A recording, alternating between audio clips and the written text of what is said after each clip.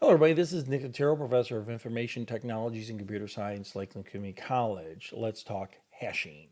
Hashing is the process of converting data, whether it be a string or the complete works of Shakespeare or a movie, and taking that information and finding a fixed length string or value or hash digest that we can use to then identify the original item.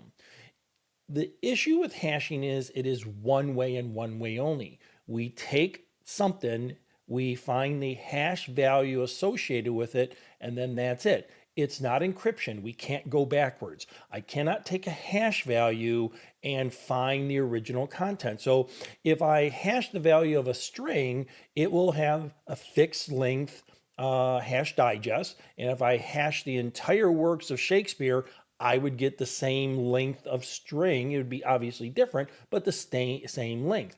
So we can use these hash values in many different places in ITCS.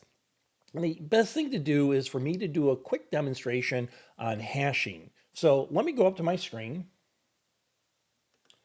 And we're going to start with, I am looking at two documents. They're both are JPEGs, so they're both images. If I open them up, just double click on them.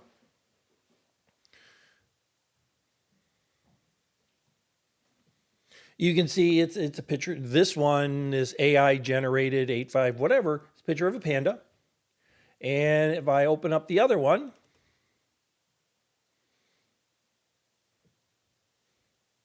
give it a second, it's the same or similar image of that panda, right? But are they the same? Are they identical? They have different names. But are they the same or are they identical? Let's take a look. And what I can do is I will start with a hash calculator.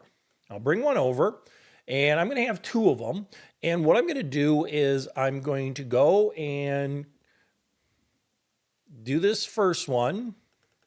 And I'm going to say calculate.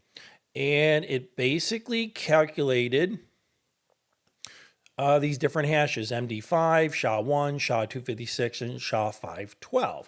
Now, as long as I don't make any changes to that document, those hash files remain consistent. Doesn't matter the size of the file. I could do strings. It doesn't matter. I'm always going to get these fixed length hash values or hash digests. What about the other file? So I'll bring up my other copy of HashCalc, and I'm going to do the exact same thing. And I'm going to say calculate. And by looking at the two values, you can see that they are identical. The MD5 is identical, the SHA-1 is identical, the SHA-256 and the SHA-512. So I can say absolutely, positively, on a bit by bit level, those two things are identical. I can go into a court of law and say on a bit by bit level, those two documents are identical. And that's one of the features, especially in forensics, that we do. We will take a hash value of every single file that we're going to be working with, and when we make a copy of it, as long as the copy doesn't change and the hash value don't change, we can always work on that copy and not affect the original. But what if I change one bit? I've used this analogy many times in many classes. What if I go in there and I just change one bit, not byte, I flip something? What would happen to the hash value? Well, let's find out. I'm going to use a tool, bring it over. It's a hexadecimal, or I can go a hexadecimal editor where I can basically go into a file and I can flip a bit. So I'm going to open up the second PG file, a JPEG file. I'm going to say open. And I'm going to open up junk. Okay. Give it a second. And this is a hexadecimal representation of all the bits within that document. And because it's a graphic, it doesn't really show me that much. I'm going to flip one bit. I'm going to pick on, let's see, I'm going to pick on this one right here. That's 6, 7, right? I'm looking right here. 67. So what I'm going to do, let me bring up a notepad real quickly.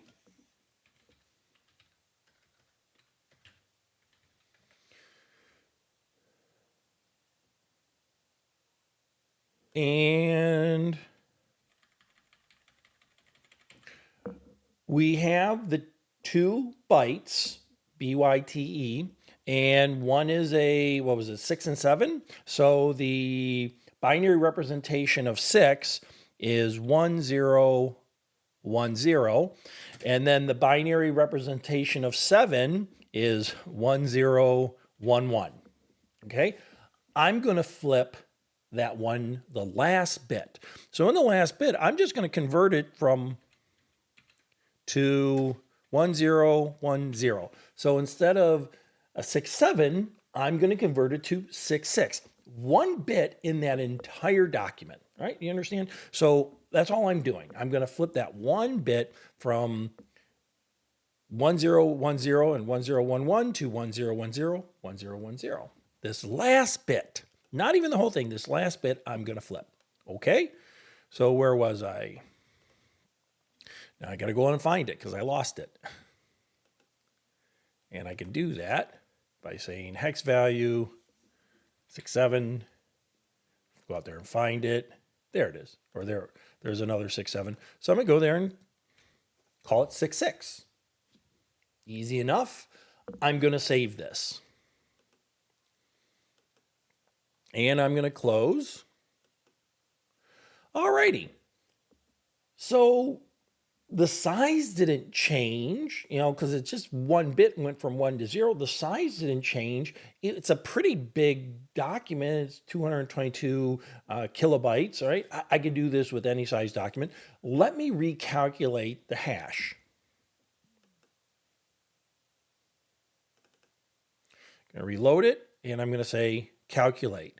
And now you can see that the hash values, even though they're fixed length, right? Even though they're fixed length, did change. So the MD5, if we look at the last 2 digits, it went from 3D to 53. If we look at even the SHA-512, the last 3 digits in the original were 352. The last 3 digits in the file in which we flip that bit is different, CEB. So this tells us conclusively that I change 1 bit in a document, the hash file is going to change. I cannot go into a court of law. I can't go anywhere and say these 2 files are identical anymore.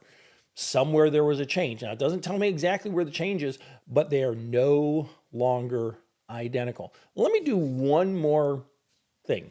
All right, so you can see this JPEG file has a certain hash. What if I'm just looking at a string? So instead of a file, I'm going to say text string, and I'm going to say the word hello. And let's calculate that. You can see that the simple text string of HELLO, hello, it has a fixed length. Key point here. We're always going to generate these fixed length strings, hash digest, but we can't go backwards. There's no way for me to take this value and get back to hello. So I can't take the SHA-512 and go, and I can't take any value over here for this file and get back to the JPEG file. So this is a fairly quick video about how these hash functions work, right? And so with that being said, let's go learn something.